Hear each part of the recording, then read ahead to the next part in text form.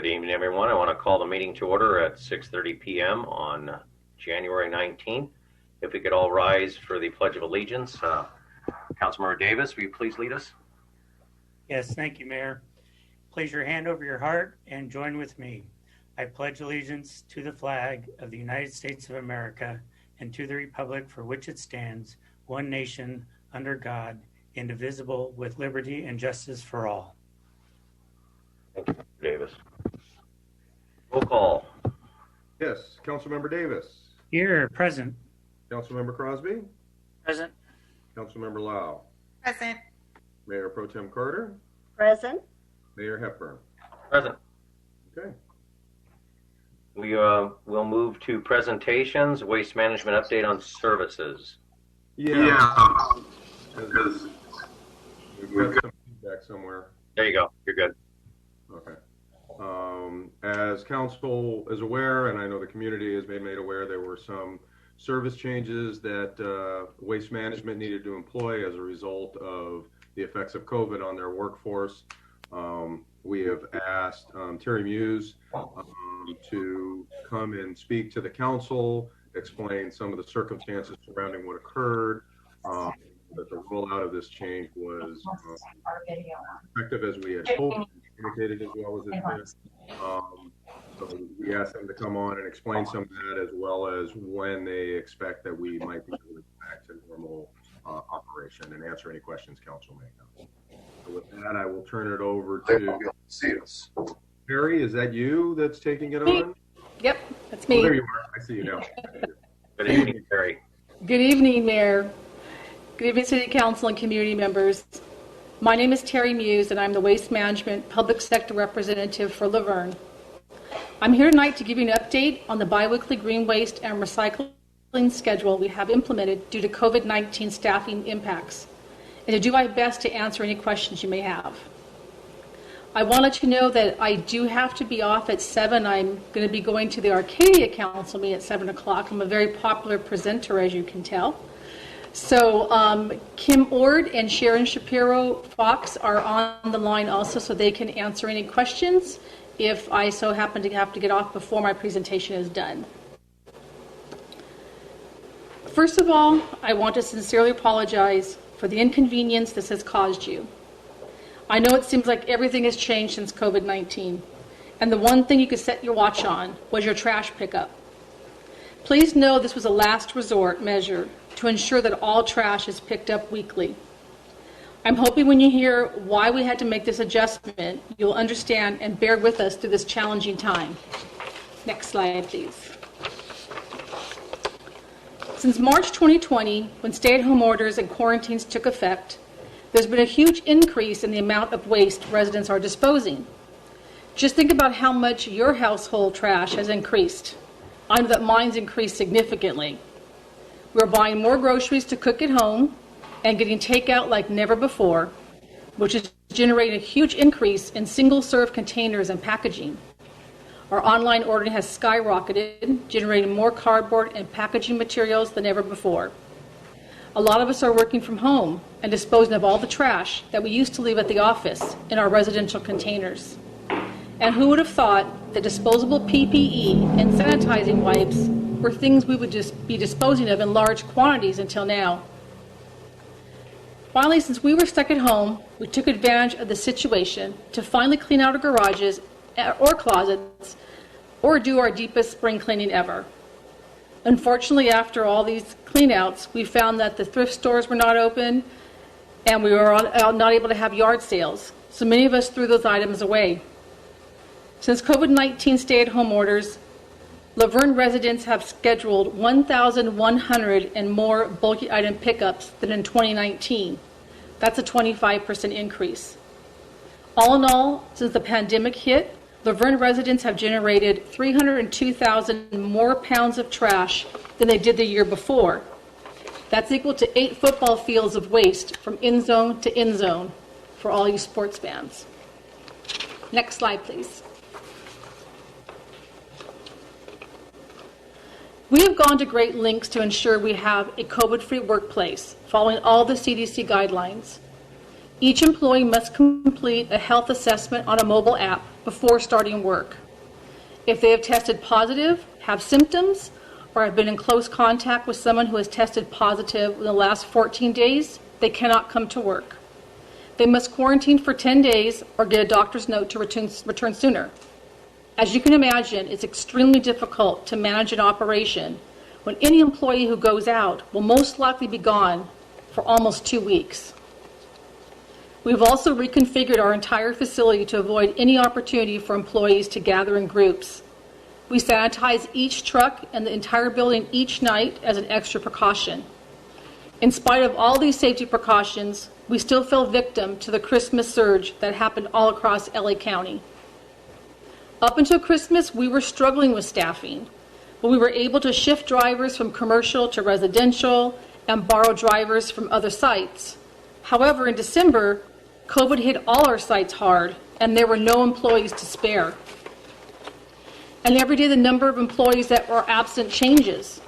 One employee may come back from quarantine, and 2 more employees may go out on quarantine. Drivers have shown up to work only to hear from a family member that someone in the house has tested positive, so the driver has to then leave his route to go on quarantine. It changes day by day, hour by hour. With the amount of trash and bulky items increasing dramatically, our workforce has been stretched to its limits. Our drivers were already working 12 to 13 hours a day and giving up vacations to be able to pick up all the extra trash and bulky items generated by residents. When our employees began to actually be infected by COVID, we knew we could no longer pick up all this extra trash with less employees. Just to give you an example of how hard COVID-19 has hit us, in November we only had 12 absences, but in December we had 125 absences. Next slide, please. We adopted the bi-weekly recycling and green waste schedule to keep the city in compliance with CalRecycle state mandates for diversion, along with making sure the trash is picked up each week. Also, the bi-weekly pickup of recycling and green waste freed up those drivers to fill in for the open trash routes, so all trash would be picked up without fail. Other trash haulers have discontinued bulky item pickups, are rolling over trash pickup to other days than normal, or are mixing trash, recycling, and green waste into one pickup, which does not provide the city the diversion credit they need. We're not doing any of those things. Your trash service is not affected. We are still picking up bulky items. We did not reduce the amount of green waste and recycling that you can dispose of. We are just asking you to hold any excess over from week to week in bags or bundles and put it out on the designated week of pickup. Your service levels have not changed. They have remained the same. At the end of the month, we will have picked up all that you put out for pickup. I just want to quickly go over the schedule for January that you see up on the screen. And please note this schedule is until further notice. We really cannot predict when things will go back to normal, since no one can predict when this pandemic will get under control. As you can see on the schedule, this week was trash and green waste. Next week will be trash and recycle pickup. We will pick up any extra bags that you place on the ground next to your cart by the recycle or green waste driver. We realize that all of our educational materials have asked you not to put recyclables in plastic bags. However, these are not normal times. Our recycling facility is working extra hard to sort all that reaches the facility. We hope and pray this temporary schedule doesn't go beyond January, because this is not how we normally operate. We take pride in providing excellent service to you, and I hope the 50 years of quality service we have provided Laverne is not overshadowed by this temporary situation due to a pandemic. People have asked when we go back to normal schedule, and that is all dependent on how this next surge affects us. We're continuing to monitor the staffing situation, and when we have a healthy, stable workforce, we can resume weekly pickup. We are meeting weekly with city staff to give them an update on our staffing and to resolve any issues that may come up. Believe me, we do not want to continue this one more day than we have to. Next slide, please. As soon as we knew we had to move to a bi-weekly green waste and recycling pickup, we worked with the city to develop a plan of action to notify customers of this change. We created social media posts and distributed widely starting on Christmas Eve. We activate our customer service notification on Monday of that week to contact customers by text, email, or phone of the service delay. We posted the biweekly schedule on the city and WM websites. We partnered with the Chamber of Commerce, Bonia Unified School District, and other groups to get the word out about the schedule. The city also did a Nixle call to residents who are signed up for that system. But we know we need to do better. So we're sending out a postcard shortly to reinforce the weekly customer service notifications you receive from us and the city. And even with all those communication tools in place, we ran into some major technical difficulties. We started hearing that customers were not getting the notifications. And when we researched it, we found that our customer service notification system had a glitch. Texts and emails were going out fine, but not the phone call option. That has been fixed, and everyone now who chooses to be contacted by landline should be receiving calls weekly. Another issue we faced is during the first 2 weeks of this temporary schedule, our customer call center was over capacity. Most other WM services areas that WM serves also were implementing a COVID temporary schedule, so our call center experienced more calls than it could handle. The capacity of our call center is 8,000 calls at a time, but we were receiving 12,000 calls at a time.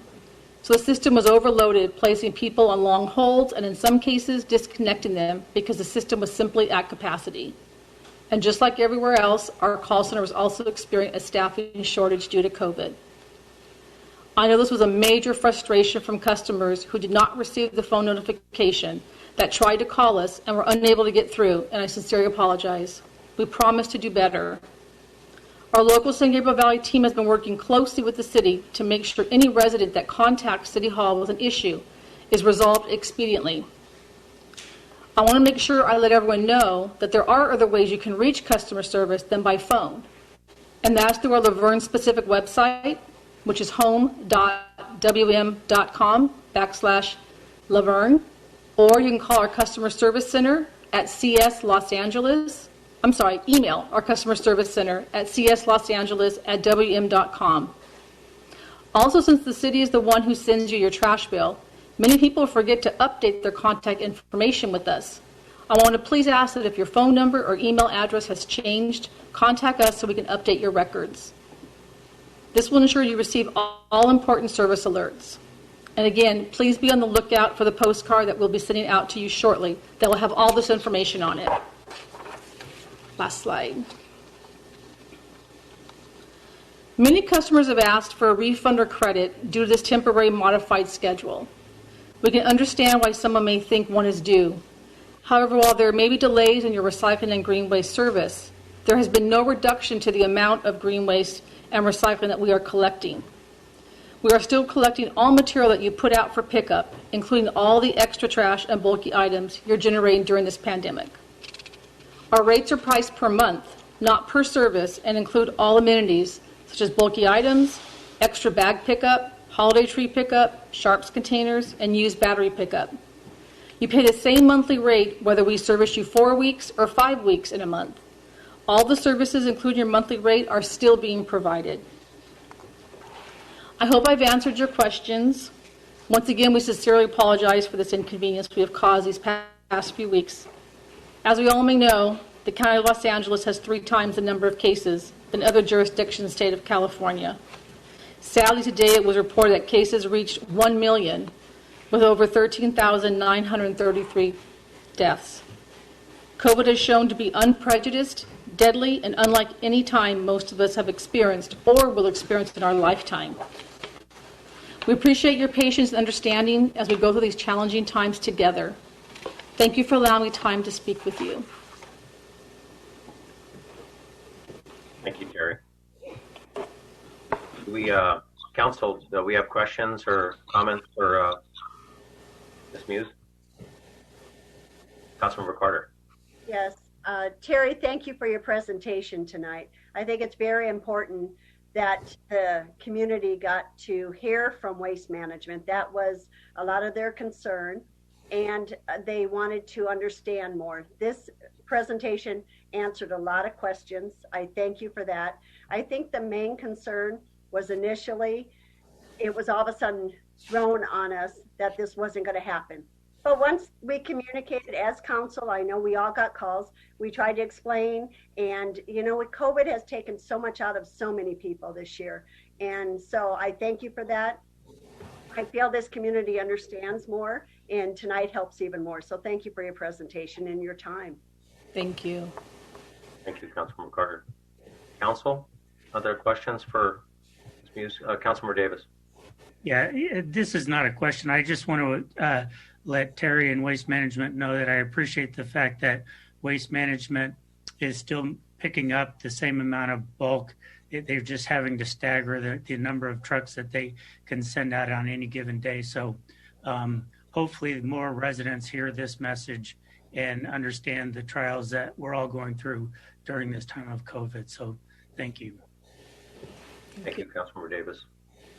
Councilmember Lau, any comments or questions for Ms. Muse? No, thank you for answering those questions. I hope that alleviates some of the inquiries that have been coming in. So thank you for your time. Councilmember Crosby, any questions or comments? No, just appreciate the service. It was concerning that right after Christmas, and everybody had their gifts or packages from the holidays, and it was a tough thing to put out, and people didn't get the message. But we all have to deal with items and things right now, and everybody's hurting, so we all got to work together. But so appreciate your presentation. We just wished a better communication at the very beginning. Thank you, Councilmember Crosby. I see we have Mr. Ciotti and Tracy on. Do you guys have any questions or comments for Terry while she's on? Ms. Muse? None at this time. Thank you, Tim. Okay. Thank you, guys. I guess it's me now. Mr. Rusty, do you have any questions or comments for Ms. Muse? No, I appreciate her helping to facilitate a meeting once a week with all cities together. I think it's important that we are continuing to get updated, and I will endeavor to pass on whatever information we get to council as well as best we can to the community, because I think it's going to be important to know when are we getting close to getting back to normal operation. So as the channels of communication have been improved as a result of this, and I think it'll help us to better share with the community, which I know they can, they just want to know. And I appreciate as much as they can share with us, and we can start to anticipate when that would happen. So thank you for that. Thank you. Ms. Muse, understanding COVID, understanding business, understanding how these things affect you. COVID started in March, kind of started shutting us down in April of 2020, and then it started to ramp up. So you're a large company, you cover many, many states, and I think Canada also, is that correct? Mm-hmm. You've been a vendor of ours for a long time. My biggest problem was on the 24th, if I'm not mistaken, Mr. Ciotti and Tracy, that on the 24th you notified the city there might be a difference in service or a change in service, and then on the 28th it came into effect. Is that correct? Yes. I mean, absolutely the worst time you could possibly ever have a slowdown or a shutdown of trash service, when we have absolutely every person in the world has wrapping paper, foodstuffs, you name it. And I mean, I'm extremely disappointed. And especially when you have to bring our staff, and I'll not speak for myself and our residents, but our staff that has to deal with this and the inundation of calls and has to make excuses why. And then when we get the service and we finally do get something going on, then it's spotty at best. It took a number of weeks. Understanding COVID, I get it, I understand it. But with a vendor like you guys that have been so long for us, and you tout how great a customer you are and a great vendor you are, I think you guys failed. That's all. You just failed. And I'll just say it. Worst time of the month, December, with such short notice, not letting the staff know that you were starting to get COVID ticks. You were starting to have drivers and personnel, not being able to staff their rigs to be able to pick up service. It didn't happen overnight. Overnight, that didn't happen. It happened over a number of months. And I think that your communication level should have been months ago saying that there may be a stoppage of service, there may be a change of service. You know, whether credit or not credit, the issue is that we've always been a pickup 1 day a week. Our customers are used to that. And then to boot, the fact that no one knew what day the green, gray, or black, except for black, was going to go out. And it was very confusing. And it was just a mess. I'm disappointed. I, as you know, I did not vote for your extension of service. I asked for a competitive contract, an RFP for other vendors to come in and give us quotes for trash service. Being that said, I understand you're making ways to remedy that. We still are a way out of the woods right now. The COVID has increased, the deaths have increased, like you said. But again, I can't stress enough. You created our staff to do a bunch of additional work, and we're trying to face COVID and deal with our city staff and everything else that we're doing right now. Our city manager, has been out, and our staff has done a great job trying to dodge bullets from our residents because you changed their service. So I just think that there's no excuse for that, especially with the vendor we've had so long and the kind of money we pay you guys. It's inexcusable. So anyway, let's hope our communication level is up. Let's make sure that everything that happens to this point forward, that we at least let our staff know so we can let our residents know. And quite frankly, it would be a lot easier if you just said green, gray, and black. I think that's the easiest way to address this. Gray is recycle, green is green waste, and black is always black as far as the trash. So that's just my comment, but I do understand what you're going through. I've had many COVID cases in my business myself, and you have to readjust quickly because they do happen quickly. But again, it didn't happen overnight. I'm just disappointed that you didn't tell our staff and let our residents know that there'd be a change of service.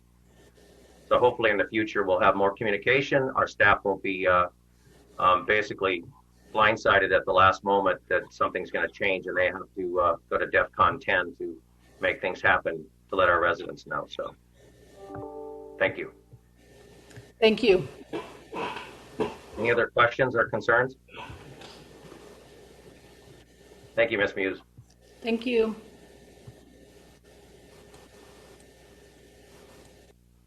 Mr. Rossi, we're going to move to housing element update presentation. Is that correct? Oh, is there anything from we don't have any open. Do we have any comments from people out in the? It was I'm not sure. JR? I've been checking. We did receive, I think, some comments via email that were probably sent out by the city clerk, but we have nobody that has emailed us wishing to talk. Okay, so I think we can go to the item B for a housing element update presentation, Mr. Rossi. Yes, and we have a presentation from the consultant that was engaged to do the housing element, and Maya is going to introduce her. And I think I see Maya on there now. So with that, Maya. Good evening, Ms. McCurley. Good evening, Mr. Mayor and council members. The city is currently in the process of updating our housing element, and we've enlisted the services of De Novo Planning Group to assist with the preparation of the housing element update. As you may recall, De Novo Planning Group is currently contracted to assist the city with the update to the general plan. And in October 2020, City Council authorized an amendment to the existing professional services agreement with De Novo Planning Group to allow them to also assist the city with preparation of the housing element update. So that professional services amendment to the professional services agreement was executed in October 2020. And shortly thereafter, staff held a kickoff meeting for the project. So Amanda Tropiano of De Novo Planning Group, she's on the call, and she's going to be providing council with a presentation that provides an overview of the housing element update process, the work in progress that has occurred to date, as well as what the next steps are for the city. So with that, I'll hand it over to Amanda. Thank you so much, Maya. I appreciate that. You can go ahead and move it to the next slide. So again, I'm very excited to be back in front of the council tonight. Good evening, Mr. Mayor and council members. My name is Amanda Tropiano. I'm a principal with De Novo Planning Group and have really enjoyed working with the city of La Verne over the last several years to think about the future of the city and update its general plan. Tonight, I'm here specifically to talk about the housing element.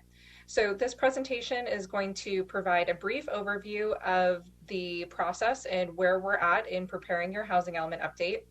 a description of how this new work effort aligns with that of the comprehensive general plan, some discussion about the public input opportunities, new legislative requirements affecting cities and the way they approach housing elements, and how we're hoping to achieve success with preparation of your housing element here in Laverne. Next slide.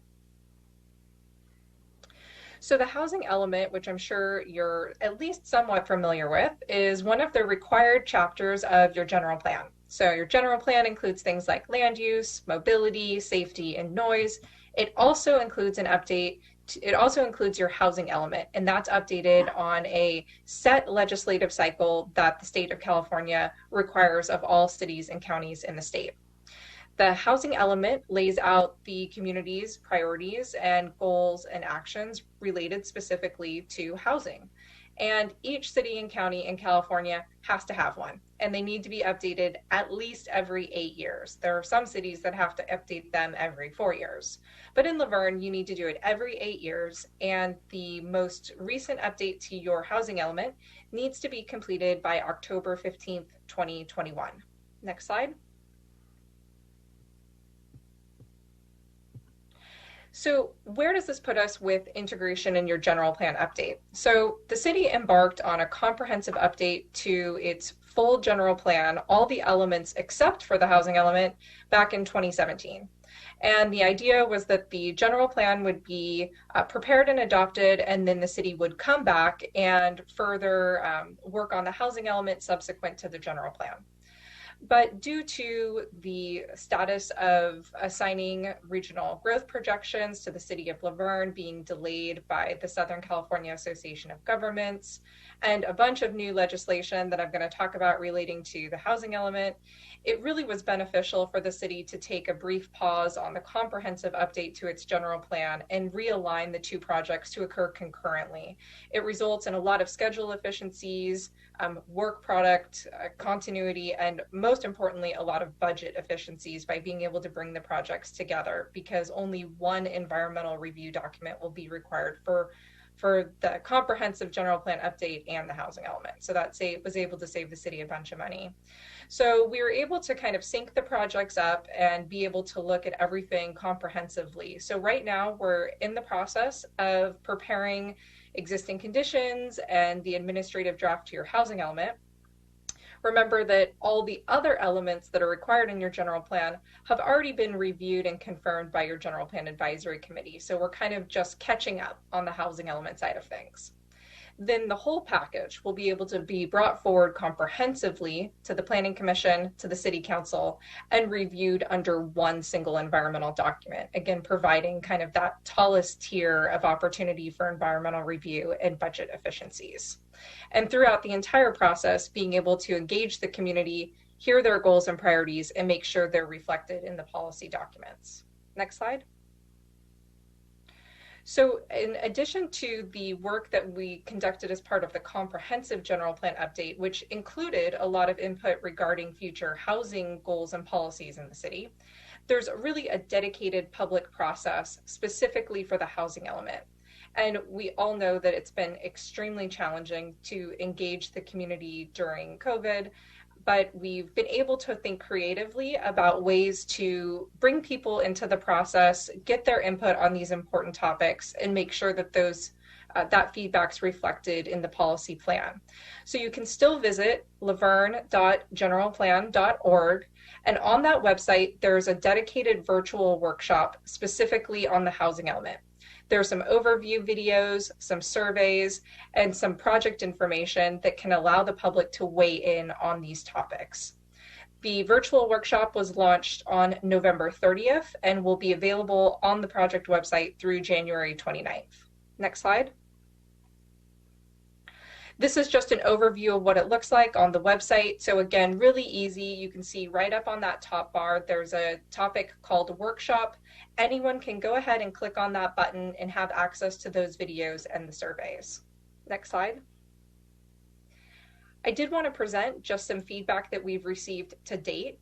So we've collected about 24 responses. We've been working hard to promote the workshop on social media and other existing city platforms, but I'm certainly here tonight to plug the opportunity to check in on the virtual workshop as well, and make sure that the public knows that they're able to provide input through the end of the month.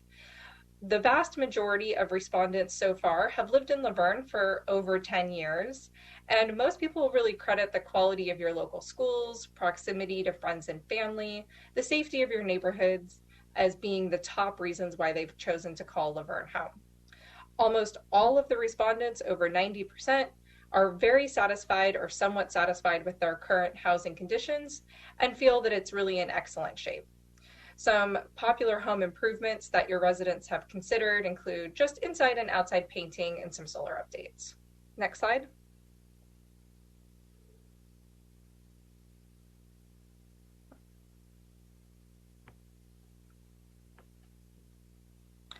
So the top priorities on the second part of the survey really have to do with looking forward to the future housing needs of Laverne's residents and future residents. So the top priorities in order of importance include rehabilitation of existing housing, ensuring that children who grow up in your community can continue to live here, housing that is affordable to working families, establishing programs to help at-risk homeowners keep their homes, supporting fair and equitable housing opportunities, supporting programs to help maintain safe and secure neighborhoods, and making sure that the housing that's provided is ADA accessible. Next slide. So I'm going to have 2 slides on the screen now that's going to show you a bunch of legislative requirements, and the intent is certainly not to discuss them all tonight. My goal is to just remind you that there are a lot of requirements that go into crafting your housing element, and that's what we're here for. That's what your staff is responsible for doing. We're going to make sure that you're in compliance with all of these requirements so that you maintain your eligibility for funding, that you continue to implement the state housing goals and priorities. So there's categories related to removing barriers that boost housing production, a discussion of specific uses and ensuring that they're provided by right to facilitate their development, things like emergency shelters and low barrier navigation centers, discussions and legislation requiring the disposition of surplus sites. Next slide. Requirements related to accessory dwelling units, which I know Laverne has been very thoughtful about complying with. And then 2 new requirements that have to do with affirmatively furthering fair housing and the city's requirement to adopt actions that meaningfully demonstrate its ability to improve fair housing conditions in the city. And then some requirements related to the administrative review of no net loss. Next slide.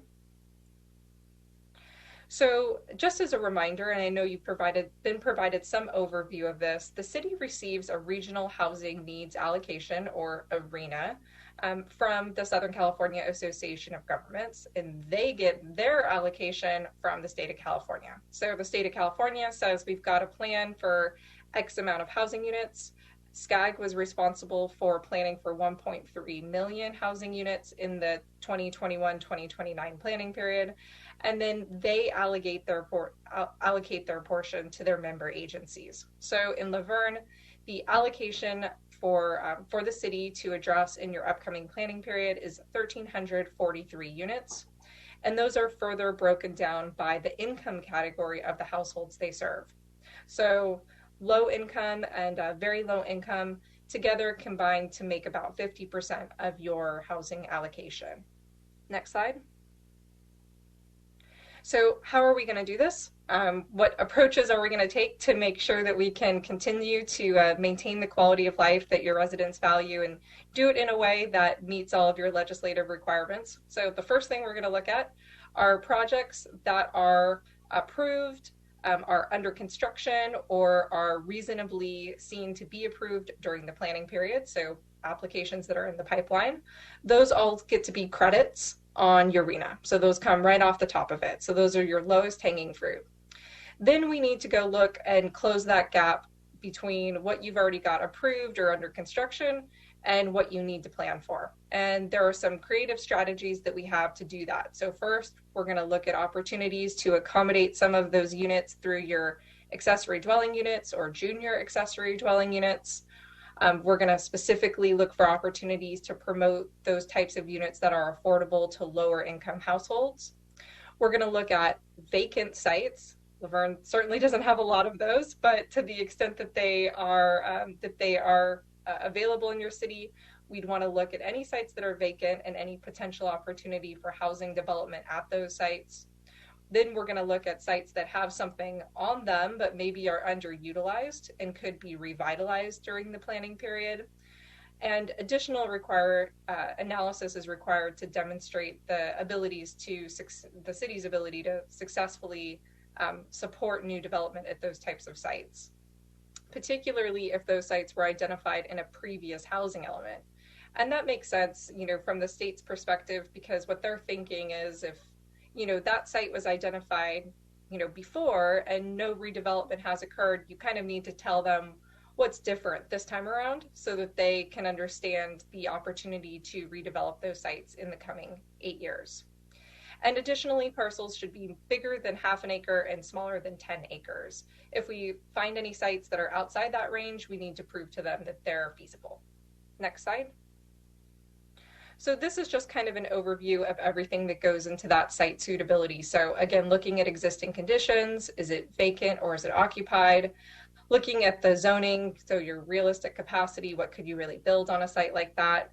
Its size and ownership, and then again, supporting that with data about development in your local community. Next slide.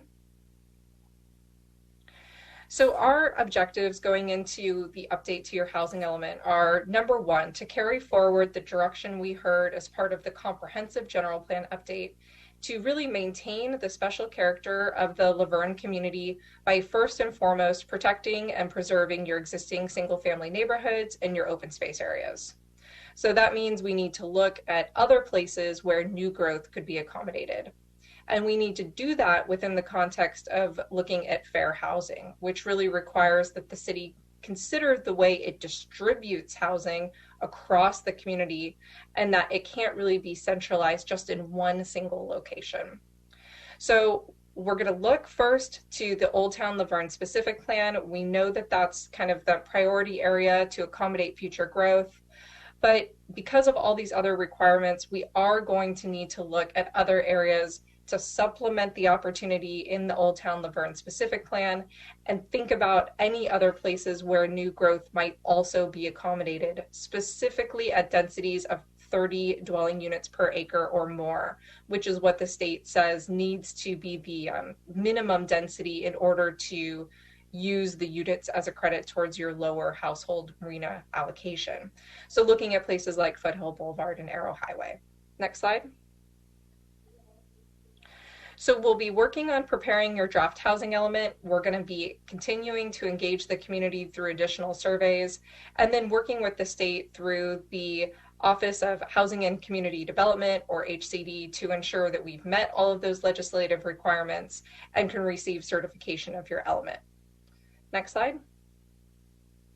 So that's it for my presentation. I know that I packed a lot in there. I am happy to answer any questions you have. And again, tonight's just kind of the first of a long process. So Maya and I are both here and happy to provide you some additional information.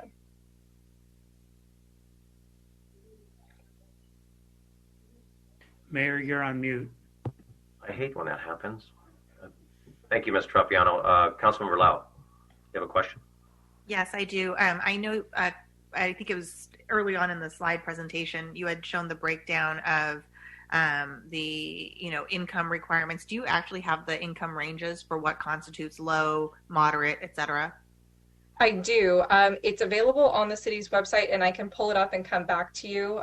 It speak to them, but they're based on the area median income. So it's percentages of the area median income for Los Angeles County. So 50% and lower for the very low, 50 to 80% of area median income for low, 80 to 120% of area median income for moderate, and then 120% and above for above moderate. And I do have those exact numbers. Yeah, if you wouldn't mind pulling them when you get an opportunity, I'll obviously let folks ask questions while you pull that up, but I'd be curious to see what those And are. they, just so you know, they do range based on the size of the household too. So a one person, Yeah. so it's not just a definitive number. Right. It kind of is. I would just like to see it in perspective because I think there's definitely some, definitions attached in people's heads when you hear the term low income. So I'd like to know what that looks like for our city. Absolutely. Councilmember Crosby, you have a question? Yeah, can you go back to the slide of just the timelines from now till October so that we can just see that one more time of where we're going to be at the next couple months for implementation, approval and implementation of the plan?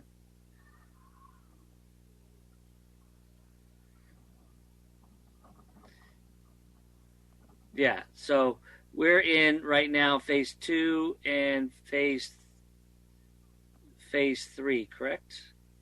Actually, phase 3. Right. We're kind of moving from phase 2 into phase 3, but continuing to host that virtual workshop an additional few weeks so that we can make sure we promoted that at tonight's presentation. Thank you. And then you'll be back in summertime for public hearings so that we can be well in advance for that October 15th date, right? That's right. And in that meantime, we have regular conversations set up with state representatives to ensure that at every milestone, there's no surprises. So they're weighing in periodically for the preparation of the work. And then when they receive that draft element and it's presented to the public, we have relative confidence that everyone is in agreement that the big picture ideas are acceptable, and then we're just kind of fine tuning any final revisions or edits that they may request. Thank you.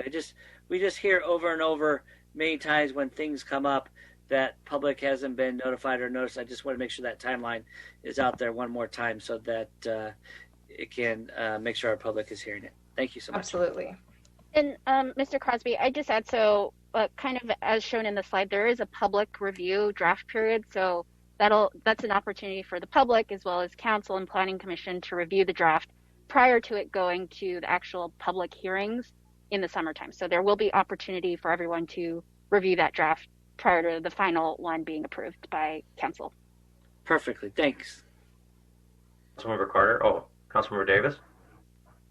Yeah, I just wanted to piggyback off of Councilmember Crosby's remarks of the going forward to remind folks that the next virtual workshop that Ms. McCurley is going to be hosting is January 29th. So that's coming up in 10 days. So if you want to engage, don't miss it. Go ahead. Yeah, I just want to clarify. So the virtual workshop, it's live now. It's been live since kind of the end of November, and it's been extended. It was supposed to end at the end of December, but we're hoping to present it here today and promote it more. So it's been extended to January 29th, so people can still participate. They don't have to wait till the 29th to do that. Great, thank you. Councilmember Carter? Nothing at this time.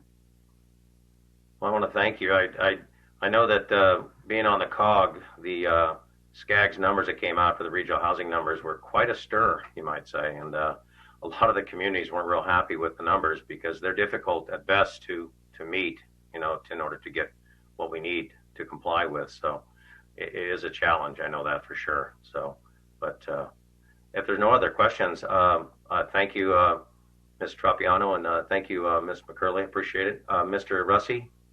I was just wondering, go ahead.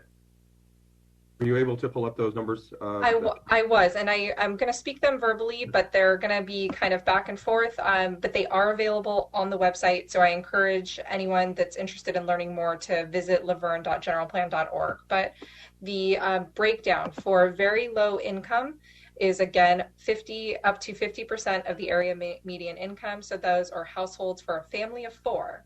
So again, we have to use a benchmark for a family of 4. households earning up to $56,300 per year, and that's approximately a combined income of $28 an hour. Low income households, which earn 51% to 80% of the median income, would be $56,300 to $90,100 per year, about $45 an hour combined. Moderate income, which is 81% to 120% of the median income, would be $90,000 to $93,000, about $47 an hour combined. And above moderate, again, earning 120% or more of the median income, would be anything more than $93,000 for a household. Again, more than $47 an hour combined. Thank you. I appreciate that. You're welcome. Put things in perspective. Thank you. Thank you. Do we have any public comment on this, Mr. Russi or JR? I will turn to JR. None received, sir. None received. And I think we can safely assume we can move on to our next item. Thank you very much. All right, thank you. Thank you very much. Appreciate it. We'll Thank look you. forward to more conversation. All right, bye-bye. Thank you, everybody. We will move to announcements of upcoming community events. Do we have any, Mr. Russi or JR? I'm not aware of any. JR? Nothing additional under presentation, sir. Okay. We will close that. We'll move to consent calendar. We had a couple things pull or one thing pull, or is that correct, Mr. Russi? Yes. You're under item 6, C, the request for personnel changes. That item is being pulled by staff. That is not something that will be considered as part of this fiscal year. It'll just be incorporated as part of the budget. So you will not need to act on this. Nothing else was pulled or any requests by a resident? Nothing at all.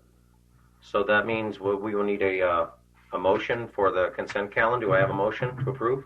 I'll move that we approve the consent calendar. Thank you, Councilmember Davis. The second, Councilmember Carter. All those in favor? Aye. Aye. Those opposed? None opposed. We move on. We move on to public hearings. We have the update on the appeal on case 9620 CUP.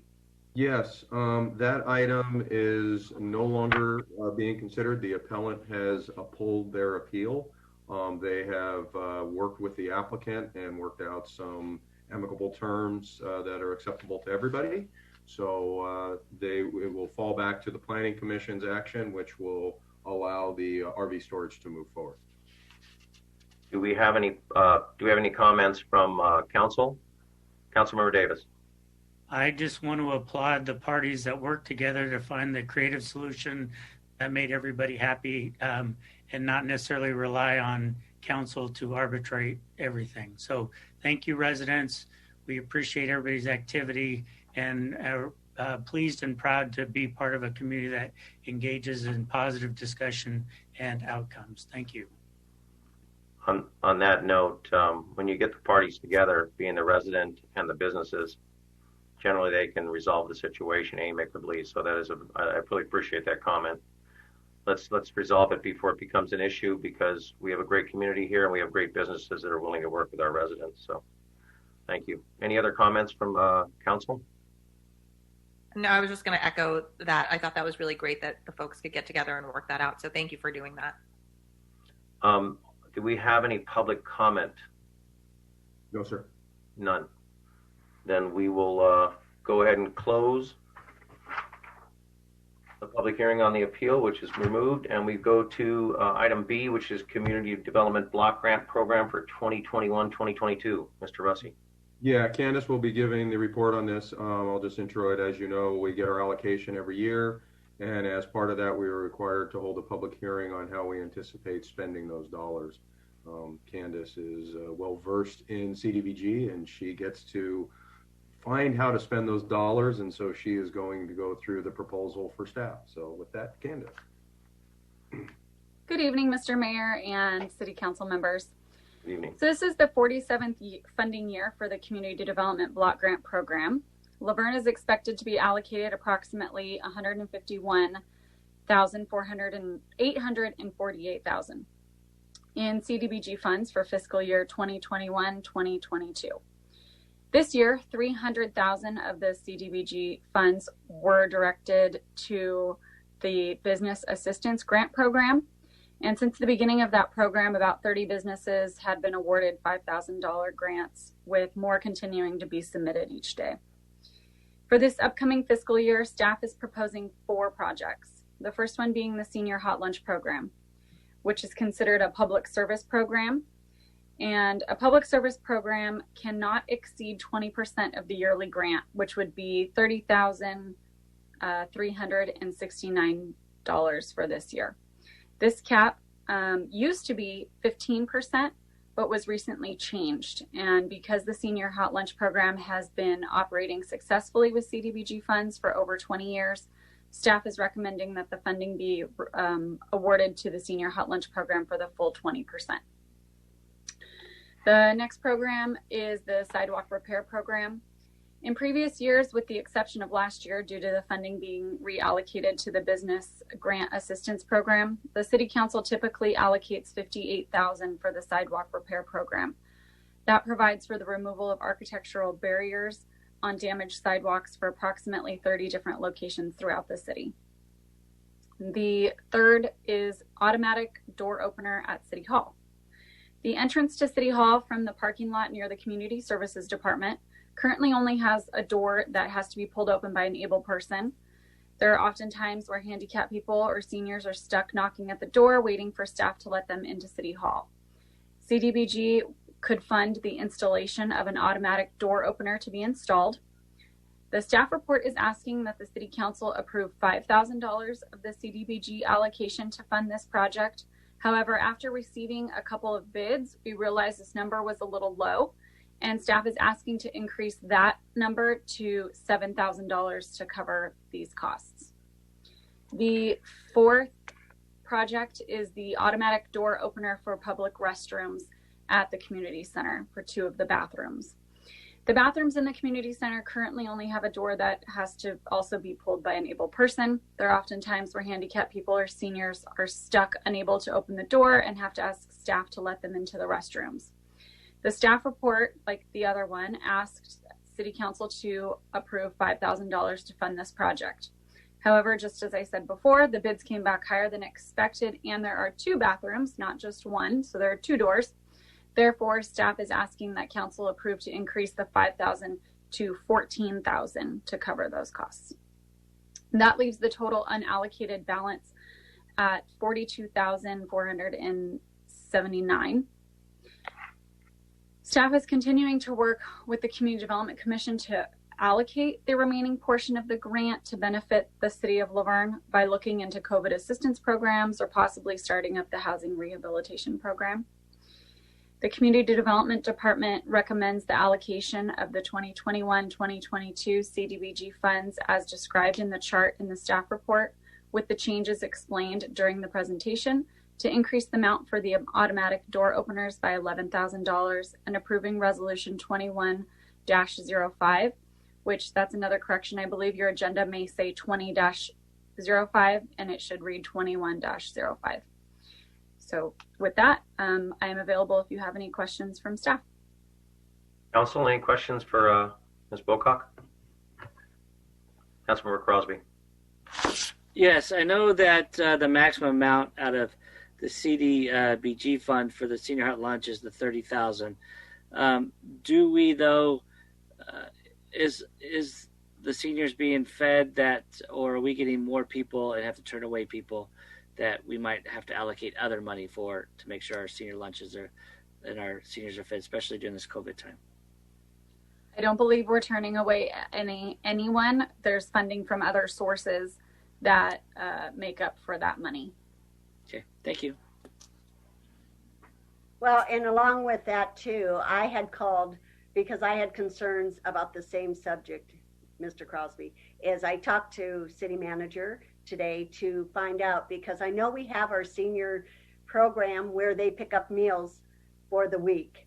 So I wanted to know if this is on top of that amount, and it actually is. So it's all combined into one. So there's other funding that helps with that also. Okay.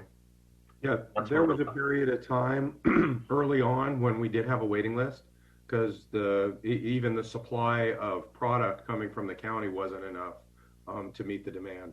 That has all balanced out. If we ever had a waiting list that was because of funding, we would come back and ask for whether it be through general fund or other CARES money that we have to make sure that we are providing. So, Councilmember Davis. Yeah, I was just going to make a couple comments. One is I'm glad that they increased the CDBG limit from 15 to 20% to help out with our senior lunch program. I think that's excellent. And I think it's awesome that we're putting in automated doors both at the rear of the city hall where the community center is, as well as automating the restroom doors in the community center. I think that's money well spent. So thank you for those considerations. Councilmember Lau. Yes, I was just going to say thank you, Candace, for doing all the legwork to figure out where we can use these monies. And I would just like to know if and when you get the information regarding the unallocated amounts, what we can do with that, especially in light of COVID. That would be great just to get an update. Definitely. Thank you. Yeah, thank you. I know that senior lunch program has been going extremely well, and nobody goes away hungry, that's for sure. They have multiple packs, and we do a great job. City staff does an unbelievable job. I am also glad to see that they're putting in those automatic doors. And I know that we, on the tail end on Councilmember Lau's, I know that Mr. Russi and we talked about this last year and the year before regarding helping with the CDBG monies and seeing how we can do it, if it's a stimulus to help residents or depressed, the people that are having issues. But I know that it's technical and you have to go through the process, but hopefully we can utilize that to help some of our residents and maybe in their homes or whatever, or things like that. So hopefully we can continually work on that. So, but thank you very much, Ms. Book. I guess Councilor David. Yeah, so Mayor, what you just spoke about does bring up a question, and I think Candace knows the answer to this, and that is we get an allocation each year. We've never had a case where any of the allocated funds went to waste, right? We've always found a way to utilize those monies to help the community. Isn't that correct? That is correct. And we are spending, assuming we spend all of the money that you're approving tonight, we are spending enough to be able to where if we don't allocate the unallocated balance, we can roll it over to next year. Right. So that unallocated portion isn't necessary. I mean, in theory, it's at risk of losing if we don't find a good purpose for it that meets the criteria. But our city staff has done a brilliant job in finding ways to utilize those unallocated funds. So that just provides our community flexibility. For instance, as Candace was saying earlier, some of those allocated funds from years past had been used to fund the COVID relief program that we had for businesses, where we were able to, originally we offered $2,500 and then we increased it to $5,000. And sounds like if I did the arithmetic correctly, Candace, we had about 30 businesses take $5,000. So we spent $150,000 of CDBG funds to support our local businesses. And I think that these funds are important for us, and our staff is brilliant in being able to utilize it immediately or hold it for times where we need creative solutions and utilize the funds at those times. And in the past, just as Councilmember Lau was requesting, staff comes to us and says, here's an opportunity for us to use CB, that acronym's just driving me crazy. A hard one. Yes, those funds, we'd like to use them this way, and then we give them permission to do that. So the system and the process works really well. So thank you for tonight, and I'm ready to support this resolution. Do we have any other comments or questions for staff from council? Do we have any comments from the public? It is a public hearing, so you need to open the public hearing. I'm going to close our discussion, and I'm going to open up the public hearing portion. JR, do we have any comments from the public on this item? Mr. Mayor, nothing has been received requesting to speak under this item. Okay. We'll give it 15 or 30 seconds. Cue the music, please. I didn't put my phone on with Jeopardy. I'm sorry. Well, we need to find a different tune because it could I just. like Jeopardy. I know, but it's really not a, you know. What do you want, Def Leppard? What do you want? I'm not against it. I mean, or any of that, but I'm just saying pick something other than Jeopardy. Okay. Wizard of Oz, something different. Okay. I think we can probably assume that JR, nothing?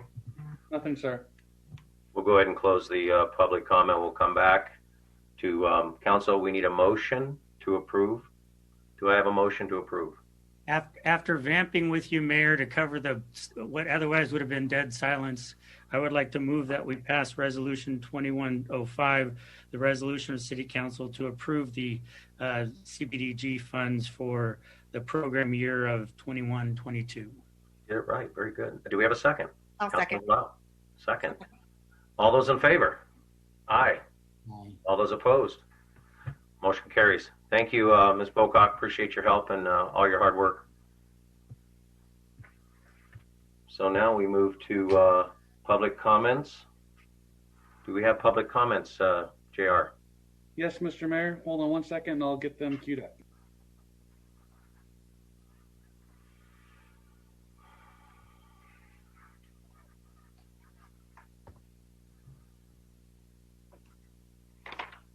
Mr. Mayor, I have John Wilson on the line. Mr. Wilson, good evening. Good evening. Thank you, Mr. Mayor, City Council. I appreciate the time. I have something I want to discuss. Happened with me and my son. I have a 17-year-old special needs son who, even though he's 17, he's probably socially more like 6 or 7 years old. Anyway, he received a gift he couldn't use in a little 4-pack of Hot Wheel cars. And he had determined that he wanted to donate that to the Laverne PD. Through watching TV shows and stuff, he knows that police officers carry toys and stuffed animals in their trunks to help kids during traumatic situations. So we went down to the Laverne PD office and picked up the phone and explained the situation, and the lady said, well, I'm not sure what we can do. She put me on hold and came back. My supervisor says we're not allowed to take the toy because it's against policy. So I said, well, I'll check this out further on down the road. I didn't want to raise any stink or anything. So we actually drove over to the San Dimas LA County Sheriff's Office, walked right in, explained the situation, and my son was able to give the toy to an officer there, and he felt really good. And he kept asking me why we could do it there, but not at Laverne PD. And we live in Laverne. He knows a lot of the officers. He sees them. He knows the Laverne Fire Department. We have to drive by there a couple of times a day to make sure everybody's okay over there, that type of thing. So he's very, very well versed with our fire department and police department. So a couple of days later, he was signing a thank you note. He wanted me to take over to the Laverne Fire Department. And I said, well, do you want to put it with the Laverne Police Department too? Because it's in the same place. He said, no, I just want to thank the Laverne Fire Department. So I know that the Chief Paz and them report to you, and I just think maybe we need to take a look at this rule, whatever it is. I don't see why a child who wants to do something good, as he's been taught in his community, for kids and working with our police and fire department, because, we do donate during the Christmas time to the fire department through their toy program. I think something needs to be looked at and maybe changed a little bit, because here he is now. He is still today wonders why Laverne Police Department couldn't do it while the LA County Sheriff's Department could do it. And I do too. And I understand policies and procedures. I didn't want to make a big deal of it. But here I'm having a hard time explaining this to him. And he's sitting right next to me right now. He wanted to hear me talk to the guys about this. So I don't know if that's anything that can be taken up with the chief. I don't know if there's anything you guys can do about it, but I thought I'd bring it up during public comment, because usually when I bring something up, I get a call from the city the next day. And so hopefully this will get some action on it. The other thing I wanted to say is I want to thank Council Member Lau for letting me know a day in advance of trash pickup what was going on. And the first thing when Waste Management changed their their delivery or their pickup. And then also, Mr. Mayor, thank you for your comments on waste management tonight. They needed to be said, and I'm glad you said it, and I like the way you put it. So that's my comment for tonight, and thank you all for the job that you're doing. Thank you. Thank you, and we'll look into that immediately. Thank you. Thank you.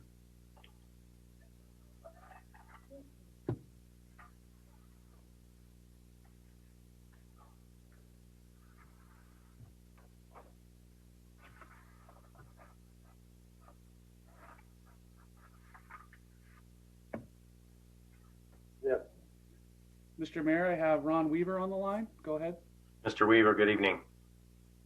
Good evening, Mr.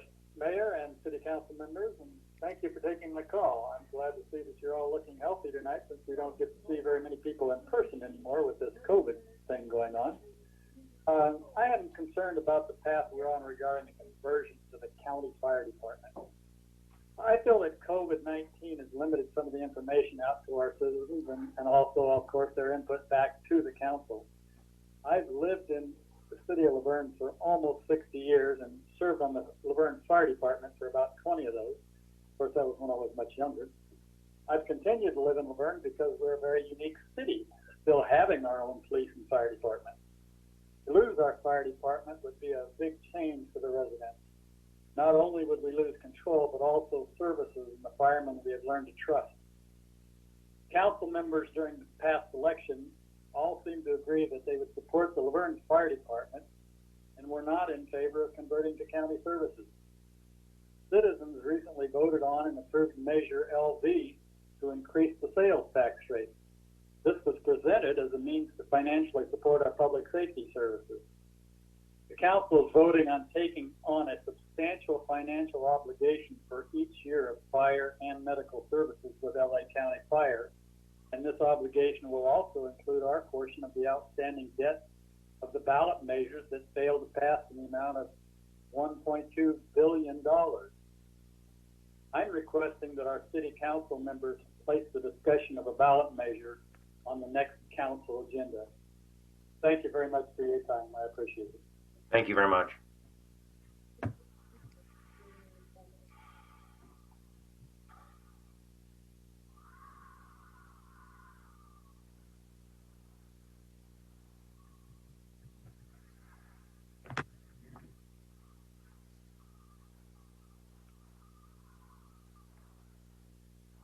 Mr. Mayor, I have Craig Beaumont on the line. Mr. Beaumont, good evening. Good evening. Are we ready to go? Yes, sir. Go right ahead. Thank you. Good evening, City Council members. I'm calling this evening concerning the possibility of losing our Laverne Fire Department. This is regarding the changes being looked at by the City Council. I agree with the previous speaker that this issue feels like it's being done under cover of COVID-19. That has reduced discussion, debate, and feedback for our citizens. I am interested in this because of my 35 years of experience serving with the Laverne Fire Department, first as a volunteer and then as a reserve. I graduated from Laverne College in 1966. A few years later, I bought a house in Laverne on Peyton Road. We have raised our kids and grandkids there for over 50 years. My neighbor at the time was Harry Blittenstaff, the fire chief of Laverne. As I got to know him, he asked if I would like to be a volunteer firefighter for the city, and I proudly said yes. I'm very proud of working with the fire department for the 35 plus years and serving the community. When I asked our current mayor at a public forum before the election that if elected, would he vote to go county, he stated he wanted to keep the city local, the fire department, local. Once the city is converted to county, it will be financially impossible or extremely difficult to ever change back to city services, as some cities have found out in the past. As this will affect current citizens and future citizens for decades to come, the citizens, I feel, have a right to directly vote on this issue. The citizens voted in the 1980s to impose upon them a tax or fee to provide paramedic services to our community. In fact, all fire employees are required to be certified paramedics capable of providing advanced life support. This has proven to be a brilliant decision, as the vast majority of calls for the fire department have been for medical services and have saved countless lives. Please place on the next agenda an item to discuss placing a proposition or measure on the next ballot for the people to vote on at the next election, and please delay any agreements with the Los Angeles County Fire Department until after the vote. The citizens of Laverne have a right to be informed and vote their opinion on which service to keep. Thank you for giving me this time to speak. Thank you, Mr. Beaumont. All right.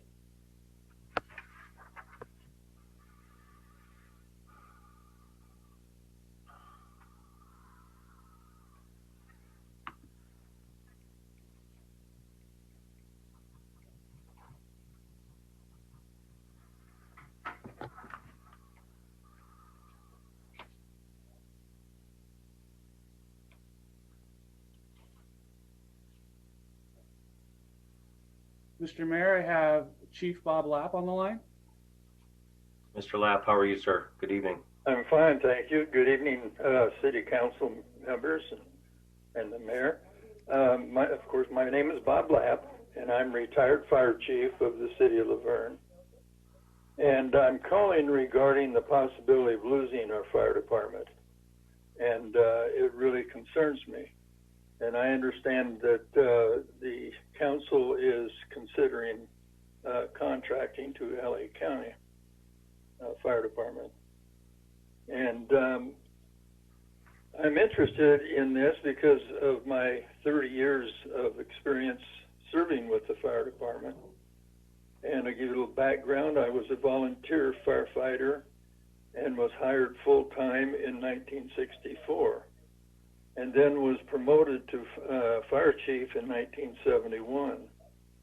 I submitted a growth plan of the fire department to the city council not too long after I was promoted, and they adopted the plan.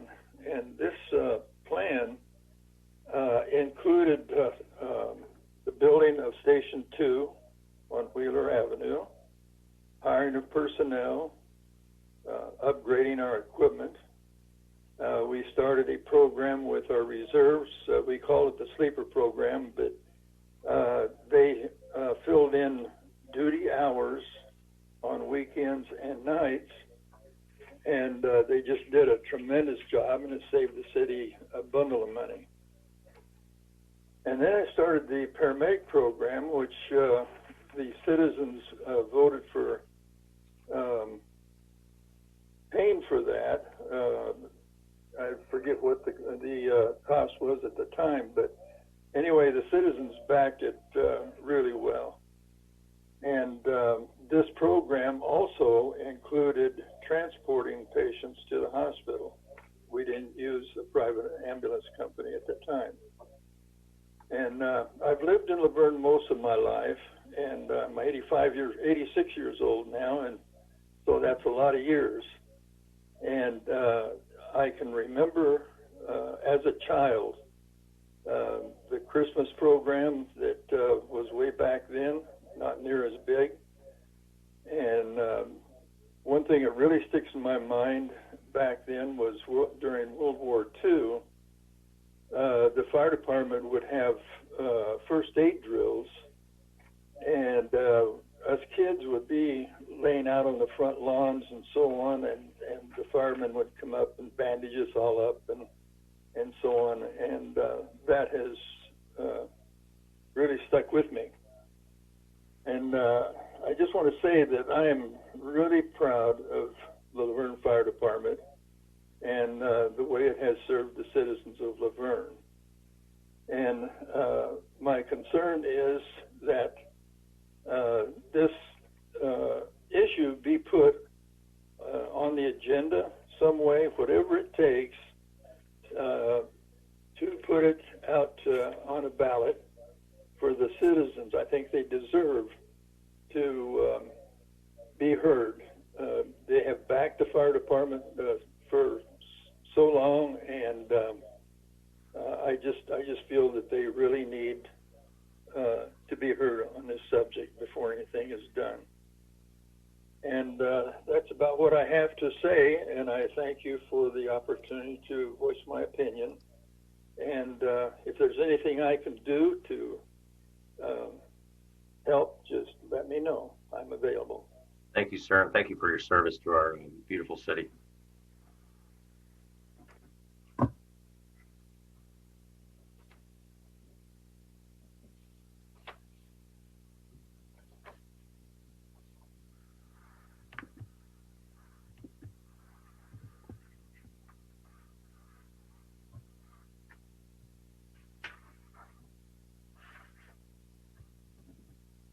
Mr. Mayor, I have Craig Walters on the line. Good evening, Mr. Walters. Well, good evening, Mayor and City Council, and I greatly appreciate the opportunity to speak to you this evening. As you can probably guess, I'm joining with the three gentlemen that spoke before me, and we are requesting, as the others have said, to place the future of our fire department in the hands of the voters. I'm not going to get into details. Many of those have been covered briefly already this evening, but I do have three points I'd like to make.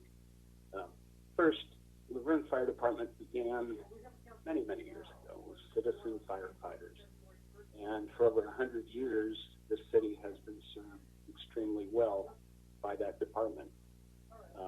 This is very personal for me. It started with my grandfather joining the department back in the 1930s as a volunteer.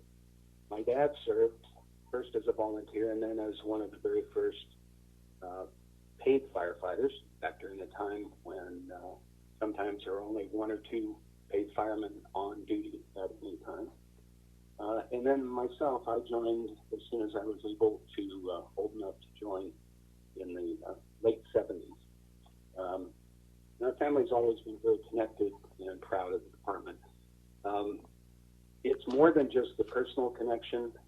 I really am proud of the excellent emergency services that we enjoy, especially the paramedic services, and I believe they're second to none. Second point I'd like to make is that Verne has a history of taking important decisions to the public as a vote. In fact, as was mentioned, the Revolutionary Paramedic Service Fee was approved in 1984 by voters. The pandemic has made it difficult to communicate issues and receive input from the public. Emergency fire and paramedic services are really crucial to the community, and the feedback we are hearing from people is that they are either unaware of the discussion, or not very well informed. And finally, I know very well, having sat where you are for 13 years, well, maybe not exactly where you are in your homes, but you know what I'm talking about. There's sometimes a feeling that council members are elected to make these hard decisions, and there's really no need to go to a vote. I can tell you from personal experience that taking La Verne Fire Department County is exactly the type of issue that needs a vote of the people. And with that in mind, I'm joining the others to request that this issue of placing county service of the fire department to a vote be placed on the next city council agenda.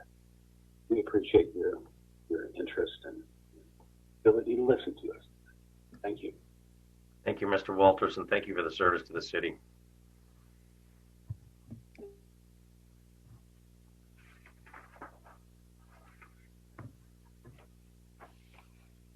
Mr. Mayor, we're just checking. We believe that was the last speaker.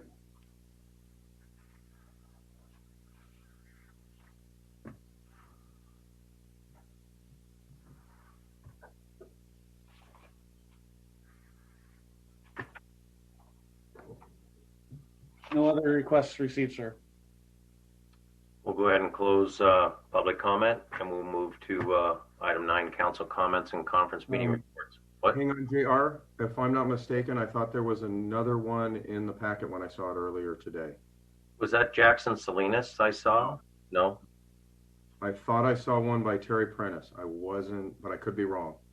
We actually did call him. He had requested back at the beginning of the month. We checked with him just a few minutes ago, and he's not going to speak tonight. Okay, very good. Okay, so we're nothing else. Is that correct? JR? Correct. We'll go ahead and close public comment. We'll move to council comments and conference meeting reports. Who would like to start tonight?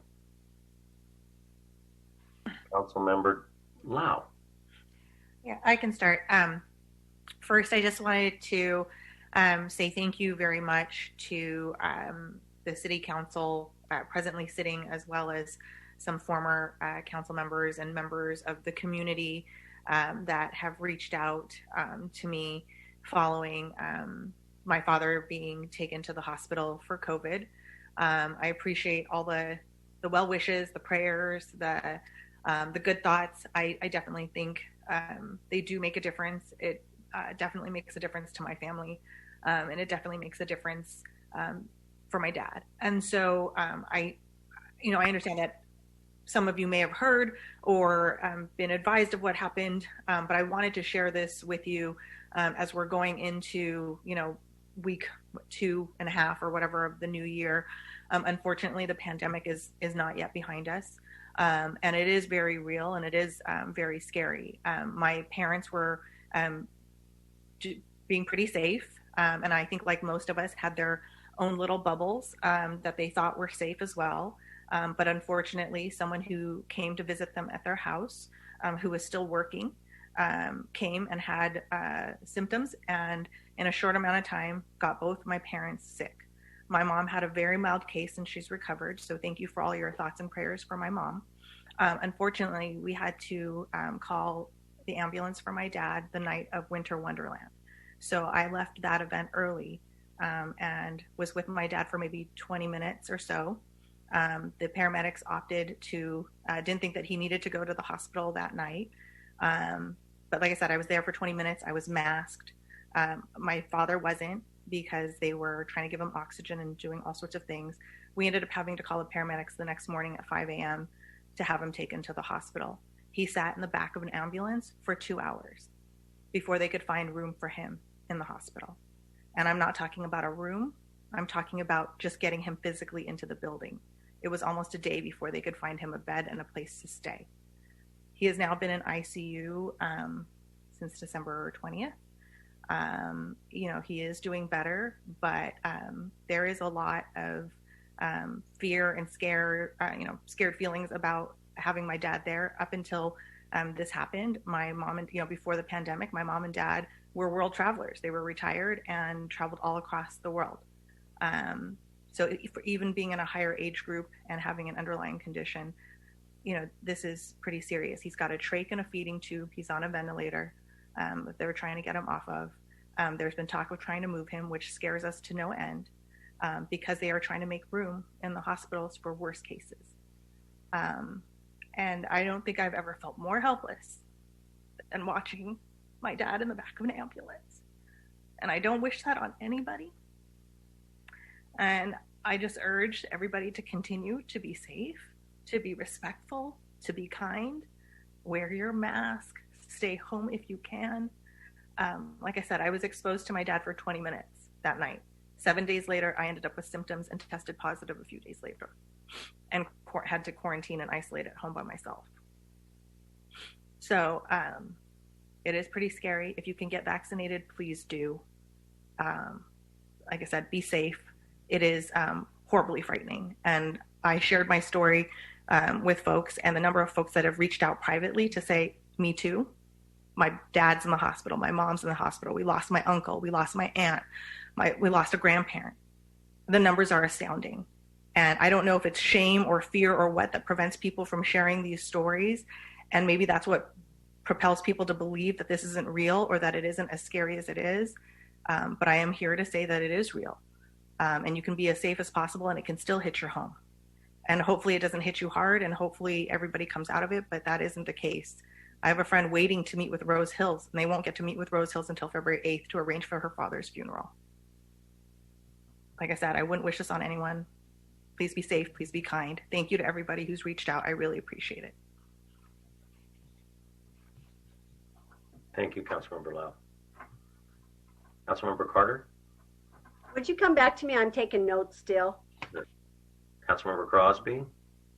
Yeah, I just thank you, Councilmember Lau, and still wish your father well, and wish everybody's families out there well. I am, for my work, I am the COVID liaison for my school district. Means I get every call of any employee that's either been in close contact or that's positive, and it's definitely been rampant since Thanksgiving. Good news out there was reported today that people ages 65 or above can start getting vaccinated starting on Thursday. You can go to the LA County Department of Health website to start to get your appointment. That you can do that now. So just like Councilmember Lau said, vaccination is key for all of us to keep moving forward. So peace and health for everyone, and continue to shop in Laverne and keep our local businesses going strong. But prayers for all those that have either lost someone or that have dealt with COVID. Thank you, Councilmember Crosby. Councilmember Davis. Thank you, Mayor. I shared Councilmember Crosby's remarks regarding Councilmember Lau and her family. Prayers to you and everyone. And thank you for sharing your story. It's an important story that we share so that it isn't something that people are afraid of speaking about, because that's an important topic that we're dealing with. Councilmember Lau and I were part of the Committee on Cultural Awareness and Social Inclusion earlier this month, and we live streamed it. So if you didn't see it live, go ahead and look for it out on YouTube or through the city's website. It was a good program that we had that evening, and provided opportunities to get involved. Want to wish everybody a happy new year. Since the last time we spoke, it was 2020. Tomorrow is our next president's inauguration, so I'm looking forward to that. Not related to COVID, and not necessarily trying to usurp in memories tonight, because we're closing the open meeting tonight in memory of two presidents. I personally lost two people this week. One is a family friend, felt like a second father, because as some of you heard, on 2nd Street growing up, I had at least a dozen, if not more, fathers and mothers, because every household, every parent was a parent of mine. And Ben Hines passed away this past weekend. He was a neighbor. He was my friend's parents. He was the coach of the Laverne baseball team, also a batting coach for the Dodgers and other professional organizations. He passed away. And then on Sunday, I lost my mom's sister, my Aunt Bernice Brandt Pence, passed away, not COVID related, but she was a marvelous teacher, musician, and singer. So we're all wearing grief and loss due to COVID and to other reasons. So let's continue to lean in and be gentle and gracious with each other. Thank you. Mr. Davis. Councilmember Carter. Yes, thank you. Wendy, I am so supportive of you, of what you're doing with your family. You have all of our support, as you know, and you're always in our prayers. And I hope this lets people know how seriously this is. We need to take it seriously. Mask up. Everybody needs to mask up and take this seriously. So thank you for your message tonight. Okay, I have two items, and one of them I'm going to read because it's wonderful news that is going on in Laverne. With great honor, I would like to announce that 4 new pavers have been installed at our Veteran Memorial. Unfortunately, this year we weren't able to have our ceremonies to honor our veterans, and so I wanted to share this with you so you have some recollection of what's been going on. 2 special pavers I would like to highlight. The first is for Marines Corporate Austin Cox, Sergeant Michael Vera, and retired Army Sergeant Rick Coleman, who saved the life of one of our own Laverne residents, Katrina Hanna, at the Las Vegas shooting. So there's a special paver there. And the second one is for Sergeant Brian Anderson, a triple amputee Iraq veteran. He is honored speaker from our May 2017 Veteran Day Memorial Service, and he gave a beautiful message, and they all came out to just want to share their experiences, and we wanted to honor those that saved our resident. And it's those brave people that are our heroes, and so we wanted to do a paver for them in our great city. A special thank you to Don Kendrick, because this working with the city and being part of the memorial committee, he followed through to get these pavers made and installed. I encourage everyone to stop by, see these pavers. They're right in front of the obelisk, and you can't miss them as you walk up, and they're just beautiful. So that's what I wanted to share with you. As always, I always take note of all of our speakers, and so tonight, listening to 4 of the speakers, which to me was powerful, their messages. And so at this time, in light of their messages, Mr. Rusty, I would like to ask to be on the next agenda, an item to discuss taking this measure, the going county versus city, to the voters of the community that we live in, and let them decide on how this should be voted on what action we take. So if you could put that on for discussion, and I could get back with you with further verbiage. I could reach out to those 4. I could work with Loopy to get their phone numbers, reach out to those 4 men and see exactly what they are thinking. But over the past months, I have received countless numbers of phone calls of people concerned about this issue. And unfortunately with COVID, we haven't been able to have public meetings for people to come out more and hear this. A lot of people don't do Zoom, don't know how to do technology, so we don't have a great population of people listening and watching our meetings. So I ask for that to be on the agenda. Thank you, Councilmember Carter. Really, my hearts and prayers go out to you, Councilmember Lau. This is tough, very tough.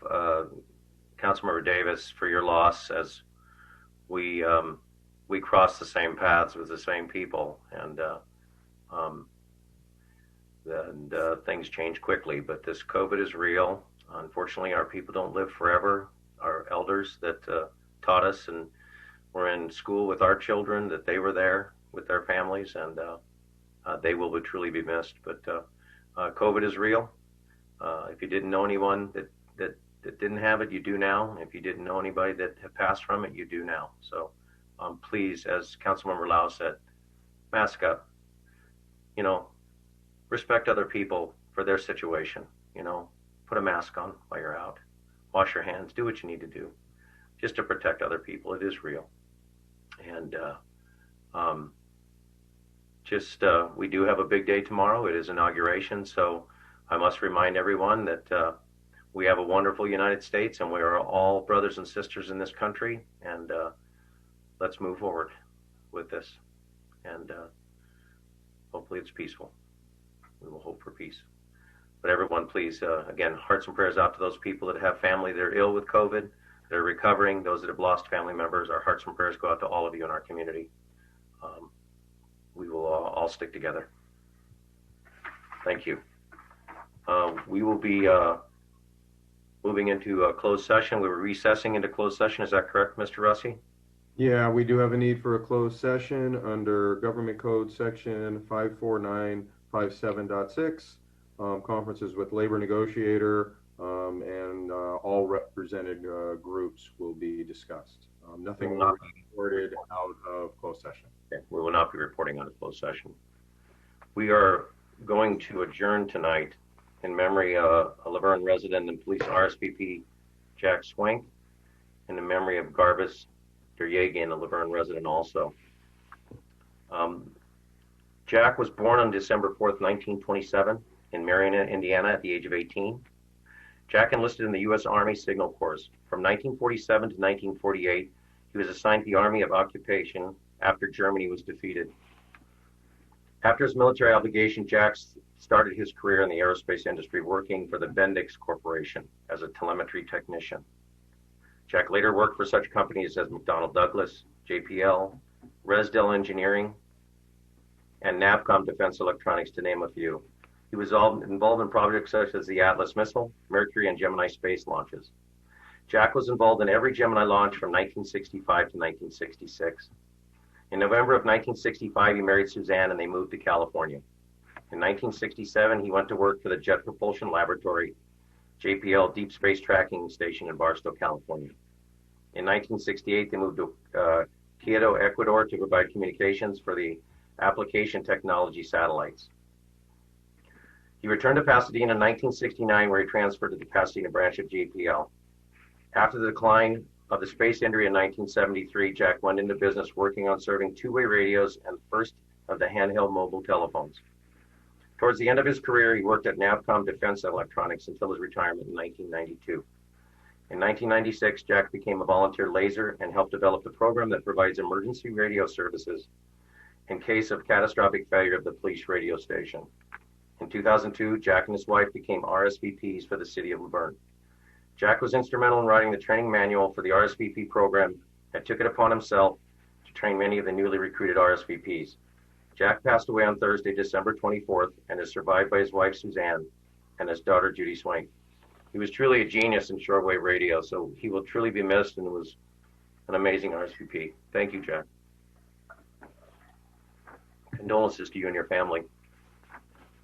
Our next is memory of Dr. Garvis Deryegan, Laverne resident. I will call him Garvis because that's how I knew him, as Garvis. Dr. Garvis was born and raised in Beirut, Lebanon. He earned a bachelor's degrees in political science, public administration, and mathematics, summa cum laude, as well as a master's degrees in educational administration, international relations from the American University in Beirut. At the age of 17, he began teaching at both the elementary and high school level in Beirut before serving as a high school principal in Lebanon at the age of 22. After moving to the United States, he attended Northwestern University, earning his doctorate in human development and social policy, and the University of Laverne, earning his second doctorate in educational management. He holds an honorary doctorates from 5 universities. He is the first American Armenian inducted into the Academy of Diaspora Sciences in Armenia. Dr. Garvis was internationally recognized as the founder and catalyst of Armenian higher education in the United States. He served as dean and president, as well as professor of education, international relations at the American Armenian International College University of Laverne from 1976 to 1992. In addition, 11 universities have bestowed upon him honorary professorships. Dr. Garvis was a visionary and dynamic community leader in Southern California. He was a peacemaker and a consensus builder and highly respected by all segments of the community. Dr. Garvis was a recipient of more than 200 national and international recognition and has been honored by a score of heads of states, government officials, universities, and organizations. He authored 14 books on current affairs, history, and education, presented more than 100 scholarly papers at international conferences. Dr. Garvis was a dedicated Rotarian. He joined the Laverne Rotary Club in 1981. He also served on the International Service Rotary District 5300 as chair and governor. He delivered more than 1,500 speeches to Rotary clubs throughout the world. Through his efforts, the Rotary Club of Laverne was able to establish the first Rotary Club in the former Soviet Union. In 2002, at the Rotary International Convention held in Barcelona, Spain, he was honored as World Champion and Most Distinguished Past District Governor. He is also the recipient of Rotary District 5300 Peace Ambassador title in 2000, Rotarian of the Year in 1990, 95, 2000, 2006, 2010, 2014. Meritorious Service Award in 2005, Rotary Service Above Self Award in 2007, and Peacemaker of the Year District 5300 Inaugural Award in 2010. In 2013, at the Rotary District 5300 24th Anniversary Peace Conference, the district governor proudly announced the establishment of the Garbus Deryagian Peace Institute in honor and appreciation of the district's Peace Conference dynamic and visionary founder and chair. In March 2005, Garbus made history by co-chairing and serving as keynote speaker of the first ever Rotary International Caucus Peace Conference held in Ankara, Turkey, and attended by Armenian and Turkish Rotarians.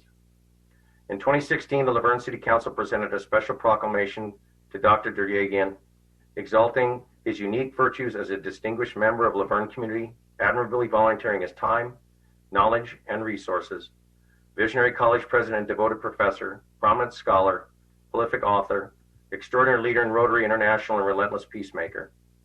He was congratulated for his 40th year of service to higher education, as well for foregoing an impressive legacy in academia and for being one of the most highly regarded and beloved professors among students and faculty. He was also thanked for his role in furthering recognition of the city of La Verne on an international level and facilitating the establishment of a sister city relationship with the city of Echmidzin in Armenia in 1985. His interest was church activities, playing the violin, conducting, chess, writing, and photography. He is served by his wife, Angela, his two sons, and he will sorely be missed. And as Garbus would always say, my friend Tim, how are you today? I will miss that. Love you, man. Thank you. We will recess into closed session now.